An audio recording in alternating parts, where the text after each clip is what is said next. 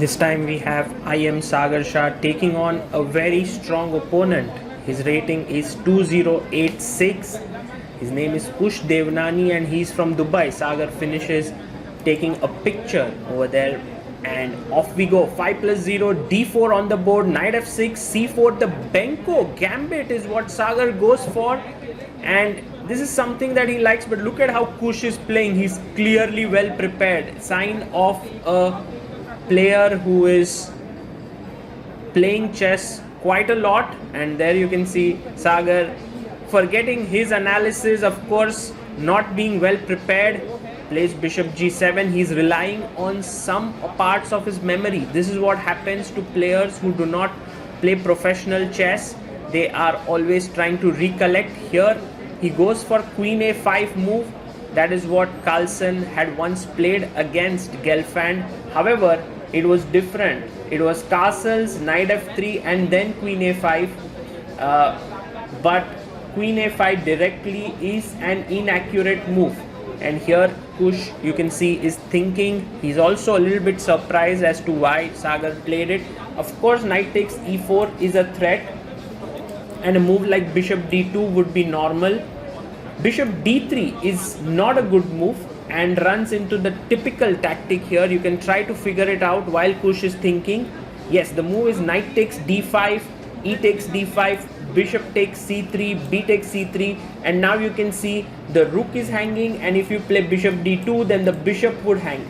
So that's the reason why, but bishop d3 is a mistake, but bishop d2 would be perfectly fine.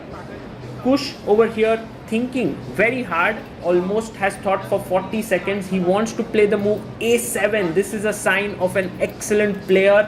Very good move, because now if you take rook a7, then after bishop d2, knight b5 comes with a tempo on the rook, which was earlier not happening. So a very nice move. Also notice that if Sagar were to take knight takes e4 here, that would be a mistake, because after queens, now rook takes b8 generally would be a good idea, but here knight ge2 is played. The knight on g1 is not developed yet.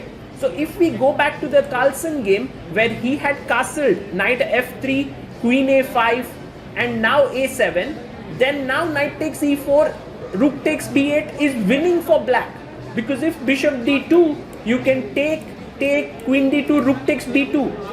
Notice how the knight is already developed on f3 and cannot go to e2. So it's a small thing, but after a7 you can't take the pawn. So Sagar goes knight a6, but already Kush has a huge advantage. Bishop d2, good move here, very nicely played.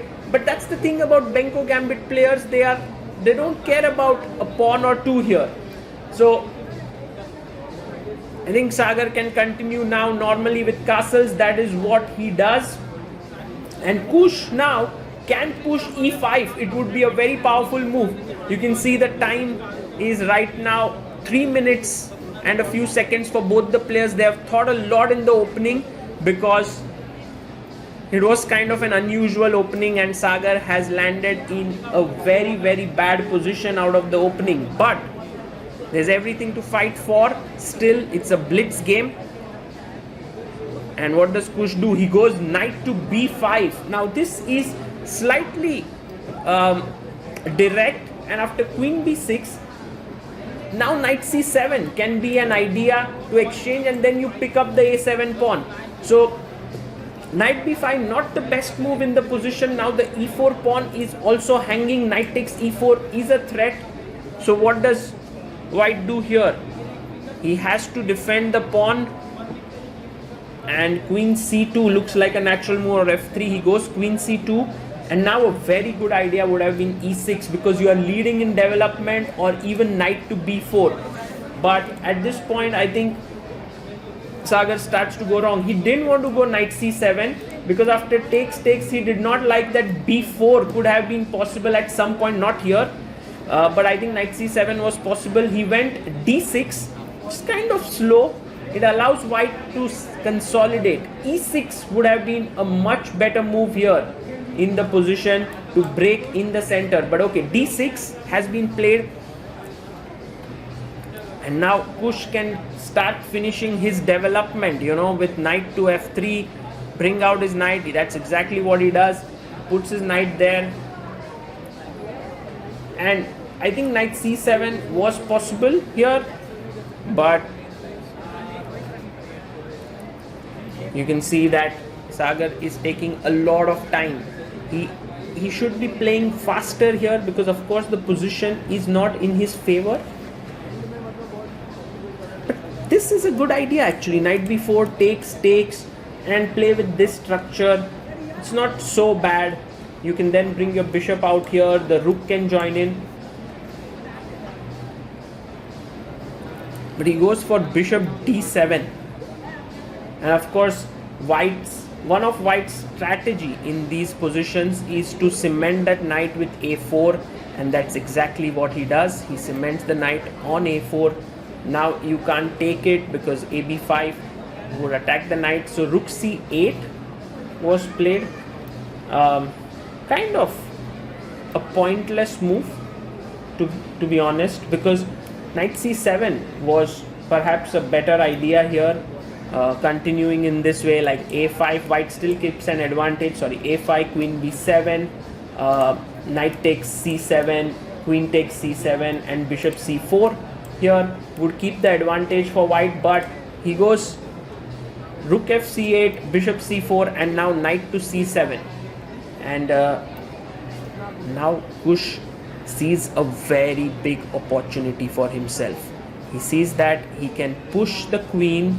Now only one square left for the queen in the position, which is to b7. But this is where Sagar starts to show his fighting spirit. He figures that if he goes queen b7, a6, if queen d6, there is bishop a5 and he's in big trouble. The queen is trapped. So here, but if he takes knight takes a6, then there is knight d6, ed6 and bishop a6, when he's going to lose material. So what to do? Because he plays queen b7, a6, and now this is what the IM has seen. He's just making sure that everything is properly calculated, because otherwise he's just lost. If he brings his queen up to b6, bishop a5 is just losing the game. So he takes on a6, a good move. Kush now falls for the trap. Knight takes d6, and what's the move here, guys? Try to figure out before Sagar plays it. Yes, knight b4. That is the intermediate move which has been missed by Kush, because now if bishop d4, which he takes, queen takes b4 is a check. This is what had been missed by Kush, it seems, and now a check. You are losing a piece. The game is over. There's nothing to play for. King e2. And look at Sagar here. He's so slow. He should start moving quickly, because finally it's on time. And Kush realizes that Sagar is actually moving slow. But of course his position is dead lost now. He's a complete piece down. He could resign as well. His king is in the center. But he decides to fight on here. So knight to d2. And now bishop h6 or rook c7 is a good idea. But the best idea is to play fast. He plays so slow now. Queen b6, 46 seconds, 41 seconds for the opponent. Rook a6, good move. Attacking the queen, also the pawn. Queen b7. The other rook joins in, attacking the a7 pawn. Bishop b5, offering a trade. And f3, not a good move, because he's just going to lose material. Bishop a6. Now if you take with the bishop, queen a7 would hang, and then eventually the rook on a1 would be pinned. Kush realizes it. Now he's rook down. Sagar picks up the pawn. Rook takes d6. And the rook on d6 is now trapped after knight e8. It can't go anywhere. You can see 23 seconds for Sagar, 24 seconds for Kush. The position is completely winning for black. He's a rook up, but time is going to play a massive role. Kush realizes it. Has Sagar realized it? Yes, maybe he also has realized it, but let's see who moves faster. It's actually Kush who's playing faster now. Queen d4. He has 13 seconds. Sagar has 14. Look at him thinking there. He no time to think. Rook 8. Bishop d5.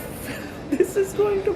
In real life, when you come under time pressure, it's very difficult to catch up on time. You can't make pre-moves here. And rook f8 played, the knight is lost, c4, he gives a piece, but the point is to make moves quickly, and he even gives up his queen. But Sagar loses on time with couple of seconds left for Kush.